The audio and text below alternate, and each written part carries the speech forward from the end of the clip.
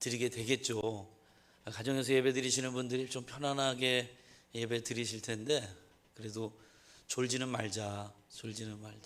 졸면 죽는다, 이런 마음으로 우리가 예배에 집중하면서 함께 은혜 나누면 좋겠습니다. 오늘 어떻게 살아야 합니까? 이런 제목으로 함께 말씀을 나눌 텐데요. 우리가 믿음을 가질 때 우리가 하나님을 믿는다. 근데 이 하나님이 어떤 분이냐, 어떤 분인지를 알아야 제대로 믿을 수 있다, 이렇게 말씀을 드렸잖아요. 그렇지 않으면은 사실 불교에서 불공을 드리거나 또 점쟁이를 찾아 무당을 통해서 점을 보거나 구슬하거나 그들도 기도를 하는 거거든요. 그럼 그들과 우리의 별반 다른 게 없어요. 근데 우리가 하나님을 제대로 알고 믿을 때 우리들의 이 믿음이 성숙해지는 것이고 또 거기에 응답이 있게 될 줄로 믿습니다. 우리가 하나님 어떤 분으로 믿는다 이렇게 했습니까? 하나님은 구하기 전에 미리 아시는 분이다, 그렇게 말씀을 드렸죠. 그리고 더 좋은 것 주시는 분이다, 만유보다 크신 분이다, 그리고 아버지 되신 분이다. 우리는 이런 하나님을 믿고 있습니다. 그러면 우리가 그런 믿음을 하나님에 대해서 구체적으로 이런 믿음을 가졌을 때, 그럼 우리가 진짜 믿음인지 또 아니면 우리가 제대로 된 믿음이 아닌지 이 구분은 어떻게 한다고 말씀을 드렸습니까? 그 믿음은 순종하느냐 순종하지 않느냐, 그거 가지고 우리가 생각해 볼 수 있다고 말씀드렸습니다. 말씀에 대해서 순종하냐, 또 지금 내가 처한 상황에 대해서 순종할 수 있느냐, 그 상황에 대해서 순종할 수 있다면 이건 온전한 믿음이라, 이렇게 말씀을 드렸습니다. 그리고 그 믿음은 다른 사람에게 보인다고 얘기를 했어요. 모르는 게 아닙니다. 눈에 보이지 않는 게 아닙니다. 믿음이 보입니다. 자녀들에게도 어머니의 믿음이 보이고 또 아내의 믿음이 보이고 남편에게는 또 아내의 믿음이 보이는 거죠. 이런 믿음, 보일 수 있는 그러한 믿음 가져야 되겠다, 이렇게 말씀을 드렸습니다. 자, 그렇다면은 우리가 말씀에 대해서 순종하는 믿음을 가졌어요. 그러면 말씀에 대해서 순종하면서 우리는 무엇을 하며 살아가는 겁니까? 오늘 말씀은 우리가 그러한 믿음을 가졌어요. 말씀에 대해서 순종하고 상황에 대해서 순종하는 믿음을 가졌을 때, 그럼 우리는 어떻게 살아야 합니까? 이러는 질문에 대해서 답을 할 수 있어야 되는데요.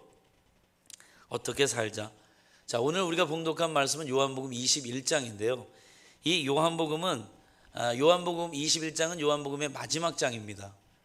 그리고 이 요한복음은 사복음서의 마지막 복음서죠. 그러니까 마지막 복음서에서 마지막 장에 지금 나오고 있는 이 말씀은 사실은 복음서의 결론과도 같다, 이렇게 말씀드릴 수 있겠습니다. 그럼 오늘 이 말씀 가운데서 사복음서의 결론, 그 부분에서 예수님께서 지금 베드로에게 똑같은 질문 3번 하는 게 나오고 있는데요. 그 내용이 뭐냐면, 네가 나를 사랑하느냐, 네가 나를 사랑하느냐, 네가 나를 사랑하느냐, 이렇게 똑같은 질문 3번을 지금 하고 있습니다. 이 물음에 대해서 베드로가 대답을 하는데 3번에 걸쳐서 그 고백을 합니다. 사랑한다고. 그때 우리 주님께서 그 베드로에게 말씀하십니다. 뭐라고? 내 어린 양을 먹이라, 내 양을 치라, 내 양을 먹이라, 이렇게 대답을 하셨습니다. 이것이 복음서의 결론입니다. 우리가 주님을 사랑한다면 주님이 우리에게 맡겨주신 양들을 주님의 사람들로 사랑하는 겁니다. 그러니까 어떻게 살아야 합니까? 우리가 믿음을 가졌다면 그 다음은 어떻게 살아야 합니까? 라고 했을 때 우리 대답은 사랑하며 살면 됩니다. 사랑하며 사는 거예요. 사랑하며 사는 거예요. 한글 성경, 우리가 지금 읽고 있는 이 성경에 양이라고 하는 단어가 오늘은 어린 양 또는 양, 이렇게 2가지로 구별되어 있지만 신약 성경에 기록되어 있는 히라보 번역본, 그 중에 히라보 번역본도 여러 곳이 있지만 어떤 히라보 사본에는 이 양에 대한 게 3가지로 나와요. 3가지 단어로 사용이 되는데, 첫 번째는 갓 태어난 양을 얘기할 때 아르니온이라는 단어를 썼어요. 아르니온. 그리고 성장 중에 있는 양, 2번째 주님께서 말씀하셨을 때 양은 프로바티온, 이 양은 성장 중에 있는, 자라고 있는 양을 얘기하는 거예요. 프로바테온. 그 다음에 세 번째, 이제는 성장이 다 끝난 양, 그 양은 프로박톤. 이런 단어로 양이 사용이 된 거예요. 내 양을 먹이라, 내 양을 치라, 내 양을 먹이라. 이렇게 양이 세 번 나왔는데 그 양들이 어떤 히라보 사본에는 이렇게 다른 단어들로 이제 기록이 됐습니다. 그렇다면은 여기서 나오는 이 세 번이 다른 이 양들, 이것은 무엇을 의미하는가? 사실 양들은 우리에게 맡겨주신 영혼이잖아요. 영혼이라고 했을 때 갓 태어난 양, 아르니온, 이런 양은 나보다 유치한 사람을 얘기합니다. 나보다 수준이 좀 낮은 사람을 의미해요. 그런 사람을 먹여라. 그리고 성장 중에 있는 양, 자라고 있는 양, 프로바티온이라고 말씀드렸는데, 이 양은 나와 수준이 비슷한 사람을 의미합니다. 그리고 성장이 다 끝난 프로바톤, 이 양은 나보다 수준이 훨씬 높은 사람을 의미합니다. 그러면 여기에서 예수님께서 이 베드로에게 말씀하시는 게 뭐냐면, 우리가 이 양들을 먹이고 돌보고 관리를 해야 되는데, 나보다 유치한, 나보다 수준이 좀 밑에 있는 그런 사람을 만날 수가 있어요. 그리고 나와 대등한 관계에 있는 사람을 만날 수가 있어요. 그리고 나보다 월등히 높은 사람을 만날 수도 있는데, 그 사람들 모두가 다 사랑해야 될 사람이다, 이렇게 말씀하고 있는 겁니다. 대체적으로 우리는 나보다 못한 사람, 이런 사람을 대할 때는 업신여기기 쉽습니다. 이렇게 깔보는 거죠. 깔보기 쉽습니다. 사랑하는 것 같지만 일방적일 때가 있어요. 내 마음대로 합니다. 이렇게 와, 이거 와, 이게 분명히 좋아, 넌 모르잖아, 이대로 하면 돼, 이런 방식으로 우리가 대하는 거죠.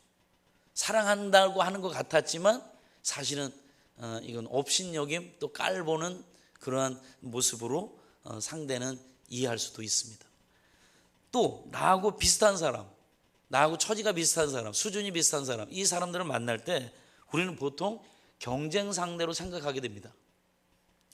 경쟁 상대로 생각하는 사람은 사실 사랑하기가 참 어려운 거예요. 이 경쟁 상대는 내가 이 사람과 경쟁을 하고 있기 때문에 내가 이 사람보다 뭔가 좀 높아야 되고 더 인정받아야 되고 그런 관계가 형성이 되기 때문에 사랑한다는 게 참 쉽지가 않습니다. 그러나 사랑해야 됩니다. 그 다음에 나보다 위에 있는 사람, 나보다 수준이 높고 실력이 높고 이런 사람들 대할 때 우리가 시기 질투의 대상이 될 수 있어요. 또 아니면 그 사람 밑에 완전히 굴종의 관계가 될 수 있어요. 그러나 주님께서는 이 모든 환경에 있는, 그리고 나와 수준이 다른 이 모든 사람들, 그들을 구별 없이 사랑하라, 이렇게 말씀하고 계십니다. 오늘 우리가 만나는 사람들, 모든 사람들, 이 사람들을 사랑하면서 살아야 되는 것, 그것이 하나님께서 우리에게 주신, 예수님께서 우리에게 주신 복음서의 결론과도 같은 그러한 말씀입니다. 그럼 사랑한다는 건 구체적으로 그럼 어떻게 하는 거냐? 사랑하는 건 구체적으로 어떻게 하는 거냐? 사실 오늘 대한민국에 제가 이제 조사를 해봤어요. 인터넷을 통해서 검색을 해봤더니 그리스도인들, 개신교 또 천주교도 그리스도인이라고 얘기할 수 있습니다. 예수 그리스도를 믿으니까 합하면은 약 1200만 명가량이 됩니다. 불교 여러분 800만 명인데요. 우리 기독교에서는 사랑을 얘기하잖아요. 불교에서는 사실 자비를 얘기하거든요. 사랑과 자비는 그렇게 막 상대적인 단어가 아니잖아요. 비슷한 개념이잖아요. 그러면 사랑을 얘기하고 자비를 얘기하는 사람이 2천만 명가량이 된단 말이에요. 그렇다면 이 나라가 사랑이 넘쳐나야죠. 사실은 둘 중에 한 사람이 사랑하면은 사랑하는 거 아닙니까? 싸우는 게 아니라 사랑하는 거예요. 자비로 용서하는 거 아니에요. 그러면은 사랑의 나라가 되고 사랑의 사회가 돼야 되는데 어디 그렇습니까? 실제로 이 사회는 사랑이 없는 것 같은 거예요. 왜 그렇습니까? 사랑은 한다고는 하지만, 사랑한다고 하지만 이게 구체적으로 사랑이 어떤 건지 제대로 몰라가지고 자기중심적인 사랑을 하고 있는 거예요. 소와 사자가 있었습니다. 사자. 그런데 둘이 만나 사랑에 빠졌어요. 얼마 뒤 결혼했어요. 그리고서는 서로가 둘 관계에서 최선을 다하기로 그렇게 약속을 했습니다. 소는 최선을 다해서 맛있는 풀을 사자에게 대접했어요. 사자는 풀이 너무나도 싫었는데 이 소를 사랑해가지고 억지로 참고 먹었어요, 풀을. 사자도 최선을 다해서 맛있는 고기를 소에게 대접했어요. 소 역시 너무 이 고기 먹는 게 괴로웠지만 사자를 사랑하기 때문에 참고 고기를 먹었습니다. 그런데 참는데 한계가 있는 법이죠. 언제까지 참아요? 둘의 인내가 바닥이 났어요. 이제 폭발할 지경까지 이르렀는데 사자가 소에게 얘기합니다. 나는 널 사랑했기에 내가 너에게 신선한 고기를 대접을 했는데 그런데 너 왜 안 먹니? 소도 지지 않았습니다. 나 역시 너를 사랑해서 풀을 줬는데 너 왜 풀 먹는 얼굴 표정이 그게 뭐야? 응? 그리고 왜 도대체 내가 싫어하는 고기는 자꾸 갖다 주는데? 이렇게 싸우게 됐어요. 싸움 끝에 둘은 헤어졌어요. 이별하면서 서로에게 남긴 말이 가관이었습니다. 그 말이 뭐냐? 그래도 나는 너에게 최선을 다했어. 내가 할 도리 다 했어. 이렇게 하고 헤어졌다는 거예요. 사실 이 둘의 관계는 다 사랑한다고 한 거죠. 최선을 다해서 사랑한 거죠. 그런데 받는 입장에서는 그게 사랑이 아니었던 겁니다. 우리가 이런 거죠. 우리 기독교에서 사랑한다고 얘기해. 많이 얘기해. 그런데 이 세상은 사랑으로 이 세상에 바뀌질 않는 거예요. 사랑을 받아들이질 못하는 거예요. 우리의 사랑 인정을 안 하는 거예요. 에리히 프롬이라는 이분이 쓴 사랑의 기술이라고 하는 책에서 이런 구절이 있어요. 누구를 사랑한다는 것은 어떻게 사랑하는지 아는 것이다. 누구를 사랑한다는 것은 어떻게 사랑하는지 아는 것이다. 여러분, 하나님께서 우리를 사랑하셨잖아요. 우리를 사랑하셨기 때문에 하나님은 우리 인간의 모습으로 이 땅에 내려오셨어요. 이거는 자기 중심적인 사고를 내려놓고 바로 그 상대를 생각하는 거예요. 상대의 입장을 먼저 생각하는 게 그게 사랑이죠. 그런데 우리는 자기 중심적으로 사랑을 합니다. 그래서 최선을 다해서 해요, 사랑을. 그런데 이 사랑이 사실은 따지고 보면 이기적인 사랑인 거야. 내가 너에게 최선을 다해서 사랑했어. 나는 할 만큼 했어. 그런데 왜 내 사랑을 받아주지 않는 거야? 이렇게 얘기하는 거죠. 그것을 사랑이라고 착각하기 때문에 사랑하면 할수록 오히려 더 큰 갈등이 벌어지게 되는 거고 싸움이 일어나는 거예요. 헤어질 수밖에 없는 거죠. 예수님은 정말 우리 그리스도인들이 어떻게 사랑하며 살아야 하는지 그거에 대해서, 그리고 또 어떻게 멀어졌던 관계를 회복해야 하는지 오늘 요한복음 21장의 말씀을 통해서 구체적으로 우리들에게 보여주고 계십니다. 어떻게 살아야 합니까? 사랑하며 살아야죠. 어떻게 사랑합니까? 오늘 예수님께서 우리에게 보여주시는 그 방법으로 사랑하며 삽시다. 오늘 요한복음 21장 말씀을 우리가 한번 보면서 예수님이 어떻게 베드로를 품으셨는지, 어떻게 사랑하셨는지 한번 보도록 하겠습니다. 먼저 첫 번째는 사랑은 먼저 찾아가는 것입니다. 요한복음 21장 1절 말씀을 우리 같이 한번 읽어보겠습니다. 시작. 그 후에 예수께서 디베랴 호수에서 또 제자들에게 자기를 나타내셨으니 나타내신 일은 이러하니라. 아멘. 예수께서 디베랴 호수에서 제자들에게 자기를 나타내셨으니, 여러분 지금 요한복음 21장입니다. 마지막 장입니다. 예수님이 부활하시고 난 뒤에 한참 뒤에 나오는 그런 일들입니다. 제자들이 예수님이 부활한 거 다 알았어요. 들었어요. 그런데 지금 뭐 하고 있습니까? 갈릴리에 가서 고기를 잡고 있었어요. 예수님을 다락방에서 부활하신 예수님을 직접 만났어요. 거기에 도마는 의심해서 예수님의 창자국, 손에 못자국 만져봐야 알겠다고, 그래야 믿겠다고 했어요. 그래서 다 확인시켜줬어요. 부활하신 예수님은 그들이 눈으로 확인했어요. 그럼에도 불구하고 지금은 고기를 잡으러 갈릴리 바다에 나가 있는 상황이에요. 이때 예수님은 그 바다로, 그 갈릴리 호수로 그 제자들을 만나러 찾아가셨습니다. 왜 찾아가셨습니까? 예수님을 3년 동안 따르고 함께했던 이 제자들, 이제는 배신하고 뿔뿔이 흩어져 가지고 각자 자기 먹고 살 길 헤매고 있는 그들을 찾아가서, 좀 배신하고 은혜 잊어버린 그들을 찾아가서 혼내주려고 찾아가셨습니까? 뭔가 하려고, 복수하려고, 안갚음하려고, 그렇게 그 사람들을 그렇게 해서 찾아간 게 아니었어요. 예수님은 정말 그 제자들을 사랑했어요. 예수님을 부인하고 떠나갔지만, 그리고 예수님이 말씀하셨던 그 부활을 믿지 않았지만, 예수님은 다시 그들을 찾아가서 먼저 다가가신 거예요. 어떻게 이것이 가능합니까? 자기를 배반했어요. 자기에게 욕을 했어. 자기가 그들에게 해줬던 거는 정말 모든 것을 그들에게 내주면서 정말 그들을 높은 자리로, 정말 하나님이 어떤 분이 참되게 가르쳐주고 알려주고 그들과 함께 했었는데, 그 은혜는 새까맣게 다 잊어버리고 예수님을 부인하면서 떠나가요. 어떻게 그럴 수 있어? 너희들 어떻게 그럴 수 있니? 그거밖에 안 됐었니? 내가 3년 동안 너희들과 함께 하면서 했던 거 너희들이 이렇게밖에는 돌려주지 못하겠니? 서운하다. 가서 좀 속 시원하게 맺혀있던 거 한번 쫙 풀어내면서 얘기하고 싶은 마음이 굴뚝 같지 않겠습니까? 한번 보면서 얼굴 표정이나 한번 보자.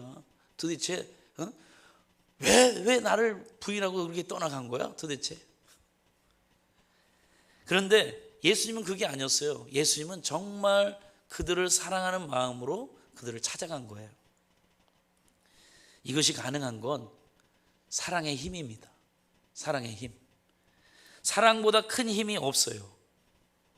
이 힘 있는 자가 힘 없는 자를 찾아가는 거예요. 사랑이 있는 자가 사랑 없는 자를 찾아가는 거예요. 힘 없는 자가 힘 있는 자 찾아가는 거는 이건 아부거나 굴종이거나 이거예요. 이건 사랑이 아니야. 그런데 힘 있는 자가 힘 없는 자를 찾아가서 만나주는 거, 안아주는 거, 이건 사랑입니다. 아무리 자신에게 등 돌린 사람이라 할지라도 이 사람을 찾아갈 수 있는 거, 이거는 힘이 있는 사람이에요. 그 힘이 뭐냐? 사랑의 힘. 추석 명절이에요. 이제는 이번 주간에, 돌아오는 주간에 추석 명절이 있는데 우리 가족들 만나잖아요. 형제들 만나잖아요. 친척들 만나는데, 사실 이번에 비대면으로 또 이렇게 각 가정에서만 모입시다, 전체적으로 모이는 건 코로나 때문에 조금 위험스럽습니다, 이런 이야기들이 있어서 조심하겠는데, 그래도 안부는 묻고 전화는 하고 그렇게 할 것 아니겠습니까? 그런데 정말 이 형제 간에 이 갈등이 생기면 이게 쉽게 봉합이 안 되더라고요. 회복이 안 되더라고. 만나지지가 않고 전화도 걸지도 못하겠고, 다른 사람이면 어떻게든지 가겠는데, 성도님은 어떻게든지 내가 모든 거 다 내려놓고서 내가 잘못했다고 다시 교회로 나오라고 그렇게 하겠는데, 형제는 또 이게 쉽지 않더라고요. 그런데 내 안에 우리 주님이 거하시잖아요. 우리 주님께서 거하시면서 우리와 함께 하시는데, 주님은 사랑이시잖아요. 나까지도 품어주셨고 나를 기다려주신 분이 하나님이신데, 그 하나님이 내 안에 계시면서 나를 인도하신다면 나는 힘 있는 자예요. 사랑의 힘이 있는 자. 그러면 주님의 그 사랑의 힘을 힘입어 정말 내가 만나지 못했던, 내 관계가 껄끄러워가지고 전화 한번 하지 못했던 그 형제, 그 친척, 우리가 찾아가서 아니면 전화해서 우리가 이 관계를 한번 먼저 두드려보는 그러한 일들이 이번 추석에 있었으면 좋겠습니다. 예수님을 배신한 제자들, 그럼에도 불구하고 먼저 찾아가셔서 그들을 품으신 주님. 우리가 하나님의 뜻을 망각하고 내 욕심대로 살아갔어요. 하나님의 자녀라고 얘기하면서도, 하나님을 믿는다고 하면서도, 하나님을 사랑한다고 하면서도 다 내 욕심만 챙겼어요. 그런데 하나님은 지금도 나를 품어주시고 나를 사랑해주시고 나를 인도해 주시는 하나님, 그 사랑이 우리에게 있습니다. 이제는 우리 그 사랑을 가지고 우리가 이 관계들을 회복시켜가고 사랑하는 우리 복지교회가 되었으면 좋겠습니다. 두 번째는 사랑은 먼저 말을 걸어주는 겁니다. 우리 예수님께서 21장 4절 5절 말씀에 보면 날이 새어갈 때에 예수께서 바닷가에 서셨으나 제자들이 예수이신 줄 알지 못하는지라 예수께서 이르시되 얘들아 너희에게 고기가 있느냐 대답하되 없나이다. 예수님이 정말 그 제자들 다 품으려고 혼내주려고가 아니고 복수하려고가 아니고 그들 정말 사랑하려고 그들에게 찾아갔어요. 큰 맘 먹고 찾아갔어요. 찾아갔는데 제자들이 예수님을 몰라보네. 본척 만척하네. 고개 돌리네. 그럼 얼마나 기분 나쁘겠어요. 야, 이거 봐라. 정말 이럴 수 있는 거야? 내가 지금 큰 맘 먹고 와가지고 다 모든 거 다 품어주려고 용서해주려고 내가 이렇게까지 왔는데 모른 척해? 하면서 예수님은 사실 이 제자들을 보면은 제자들이 예수인지 알지 못하더라. 이렇게 나오잖아요. 서운해요, 서운해. 그런데 예수님이 어떻게 하셨냐? 그거 아랑곳하지 않고 그거 생각하지 않고 먼저 말을 거는 거예요. 먼저 말을 거는 거야. 얘들아, 너에게 고기 있느냐? 이렇게 얘기하지 않았어요. 나 모르겠어? 너희들 나 모르겠어? 너희들 나 욕하고 떠나갔는데 나 모르겠어? 나 십자가에 못 박혀 그 고생했던 예수다. 나 모르겠어? 이렇게 하지 않고 너희들 고기 있냐? 지금 고기 못 잡고서 지금 이렇게 마무리하려고 했던 그들에게 물어보는 거 아니겠습니까?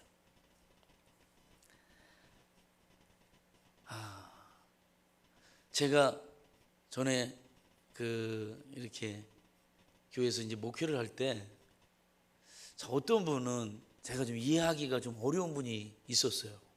어떤 분이냐면 제가 이제 사무실에 있단 말이에요. 사무실에 있는데 그분이 이제 교회를 왔어요. 와서 이제 문 열어놓고서 이제 사무실 문 열어놓고 있었으니까 내가 안에 있는 게 다 보이는데 그냥 쓱 들어가는 거예요. 만나도 먼저 인사를 안 하는 거야. 그러면 내가 왜 그러지? 뭔가 나한테 뭐 서운한 게 있나? 감정 상했나? 그럼 제가 가서 인사하는 거죠. 집사님 오셨어요? 그러면 그때 가서 아유 목사님 계셨네요. 분명히 있는 거 알았는데 못 본 척 지나가면서 얘기하니까 그렇게 얘기를 하는 거야. 근데 제가 오해할 뻔했어요. 크게 오해할 뻔했어. 그분은 먼저 인사하는 법이 없어요. 그래서 내가 그걸 이해를 했었어야 되는 거야. 내가 먼저 인사해야 되는구나. 그래야 이분이 아는 척 하는구나. 근데 내가 그분의 마음을 이해하게 됐어. 왜 그러냐면 이분은 혹시나 누군가에게 자기가 이렇게 인사를 하거나 웃는 얼굴로 얘기했을 때 대했는데 그 사람이 자기를 모른 척하거나 자기한테 말을 안 걸거나 이러면 그거에 큰 상처를 받아가지고 그게 힘들어지는 거예요. 그러니까 자기가 먼저 선뜻 인사를 못하는 거예요. 그게 두려웠어요. 저 사람이 나를 받아줄까? 받아주지 못할까? 저 사람이 나를 불편해하지는 않을까? 이런 것 때문에 먼저 선뜻 다가서지 못하더라고. 그 성격, 그 성품 내가 그걸 이해하고서는 내가 알았어요. 오해했다가 큰일 날 뻔했죠.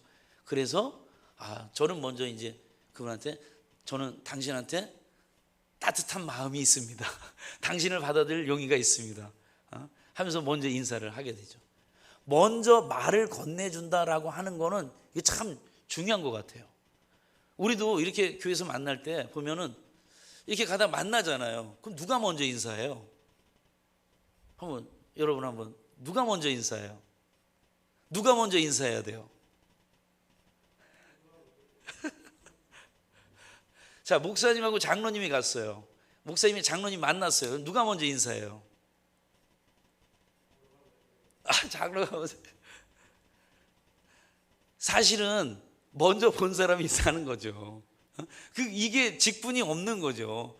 반가우니까 반가운데 내가 장로님이 나하고 만났으면 장로님이 먼저 인사해야지, 내가 장로님이 인사할 때까지 기다렸다가 내가 그 다음에 인사를 해야 이게 순서 맞는 거 아닌가, 이렇게 생각하는 거는 사실 아닌 거죠. 만약에 두 사람이 막 사랑하는 사람이야, 너무너무 좋아하는 사람이야, 그러면 만나는 순간 어떻게 하겠어요? 반가워가지고 어쩔 줄 모르는 거잖아요. 너무너무 좋아가지고 어쩔 줄 모르는 거예요. 이런 관계가 돼야지. 이거를 기다려, 순서를 기다리는 거야. 이게 지금 내가 먼저 인사하는 건 내가 낮은 사람이 되는 거야. 이게 아닌 거예요. 우리 예수님은 그 제자들에게 먼저 말을 건네시는 거예요. 저는 이게 사랑하는 첫 번째이라고 생각해요. 먼저 찾아가고 그 다음에 먼저 말을 건네주는 거, 이게 중요합니다. 내가 높은 자리에 있건 낮은 자리에 있건 어떤 자리에 있건 나는 당신을 너무나도 사랑합니다. 나는 당신을 만나서 너무나도 기쁩니다. 나는 당신을 만나서 너무나도 좋습니다. 신납니다 하고 먼저 인사하고 먼저 말을 건네는 거죠. 그러면 마음의 문이 열려요. 마음의 문이 열리는 거예요. 사실 우리는 네가 잘못했고 내가 잘못했어, 서로 잘못했어, 그래서 갈등이 생겨가지고 멀어졌잖아요. 어떻게 화해가 돼요? 이건 화해가 안 돼요. 네가 먼저 잘못했고 네가 더 크게 잘못했으니까 너가 먼저 잘못했다고 해야지. 내가 뭘 잘못했어? 내가 당신한테 가서 잘못했다고 먼저 인사를 해? 그건 아니지. 이렇게 우리는 생각하잖아요. 정말 사랑은 어떻게 하는 거냐? 먼저 다가가고. 누가 다가갔어요? 예수님이 다가갔잖아요. 잘못한 사람이 먼저 다가왔습니까? 예수님께? 예수님이 먼저 다가갔어요. 제자들이 먼저 예수님 앞에 잘못했습니까? 무릎 꿇었습니까? 아니에요. 예수님이 먼저 말을 건넸어요. 그게 사랑이에요. 그게 예수님의 사랑이에요. 사랑은 먼저 말을 걸어주는 거다. 먼저 인사하고 먼저 말을 걸어주는 거다. 저마다 모두가 다 말을 먼저 걸어주기를 기다리고 있어요. 그것만 기억하시면 돼요. 저 사람이 내가 먼저 말 걸어주기를 기다리고 있구나. 아, 그래, 내가 먼저 말을 걸어주자. 이렇게 시작하면 됩니다. 기다리는 동안 괜히 불필요한 오해들이 생겨요. 이 사람이 지금 나한테 인사해야 되는데 왜 인사 안 하고 그냥 지나치지? 나한테 서운한 감정 생겼나? 이런 오해가 생겨요. 그 오해할 필요 없잖아요. 그 순간 남겨둘 필요 없잖아. 먼저 말을 걸고 인사하고.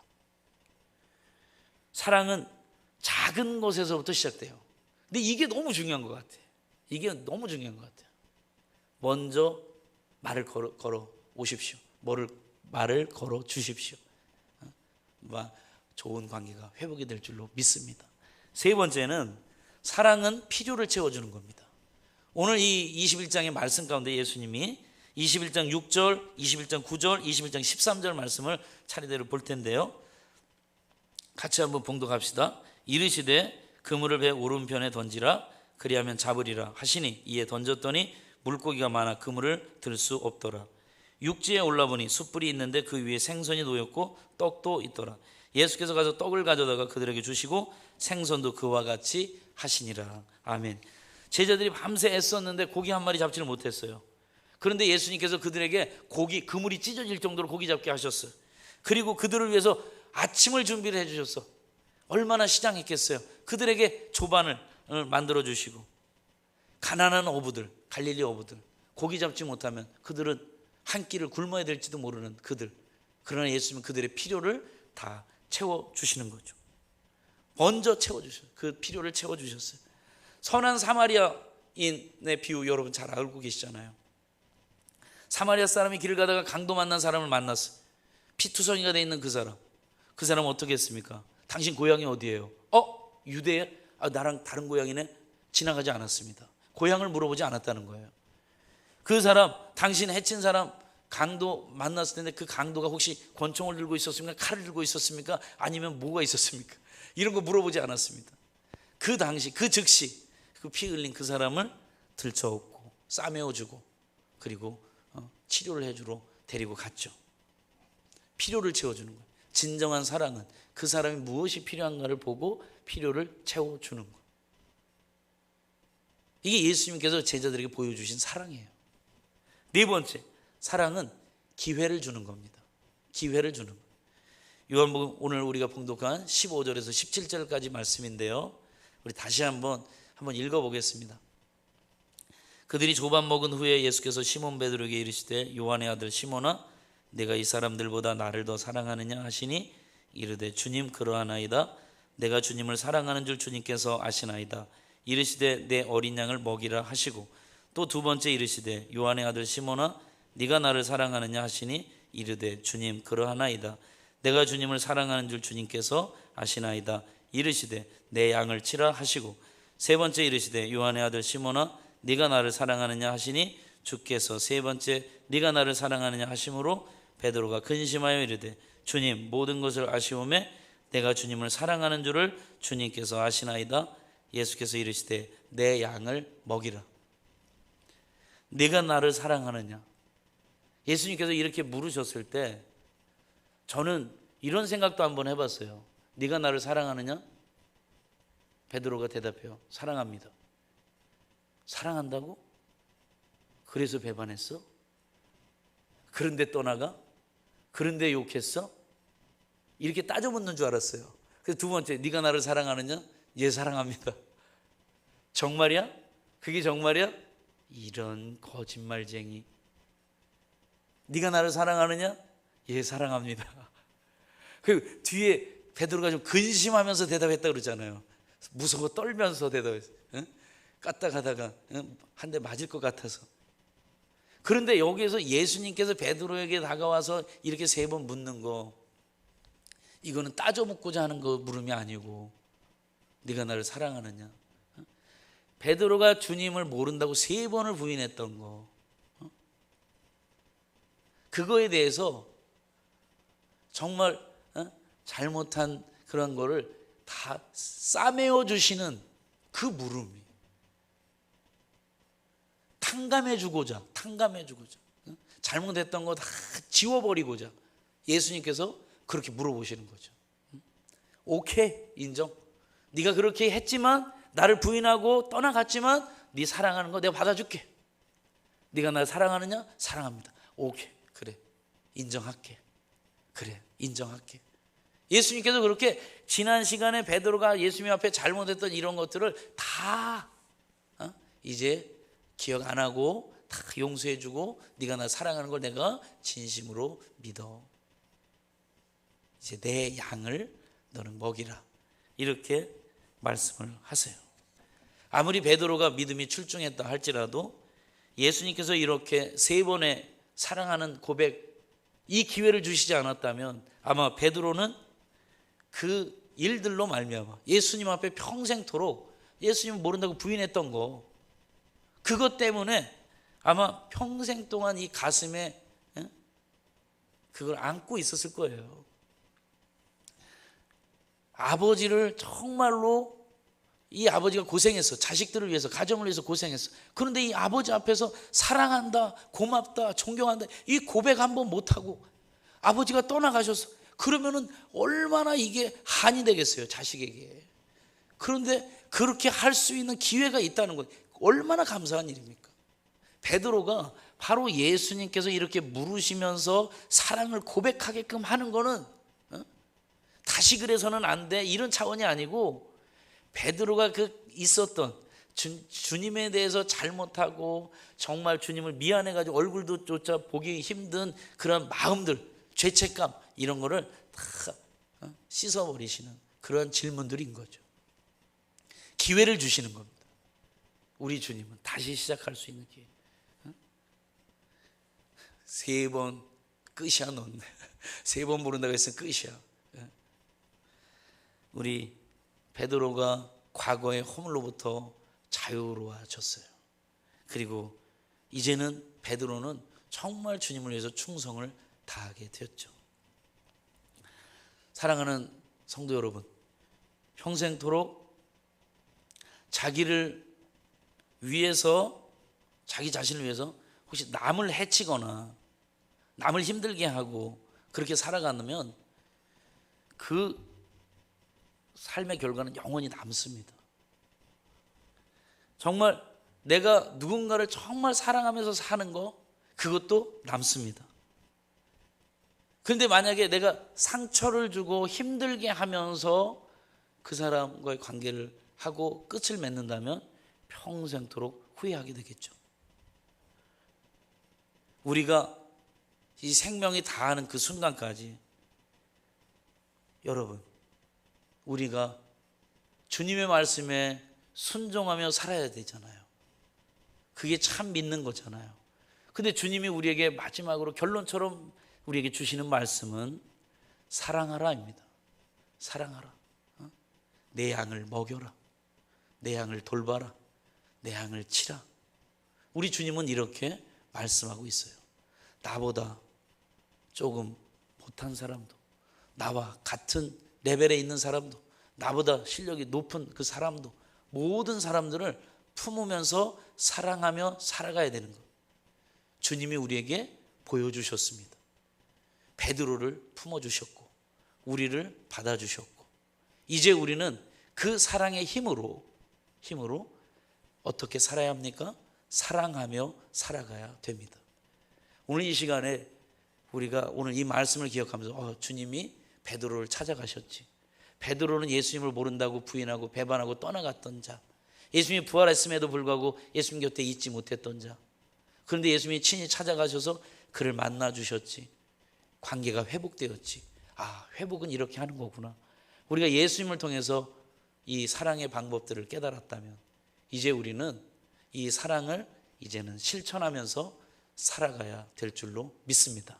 이번 추석 명절부터 우리 사랑하는 형제, 사랑하는 가족, 또 우리의 이웃, 친척, 우리가 사랑하기를 결단하고 이 추석 명절 맞이했으면 좋겠습니다.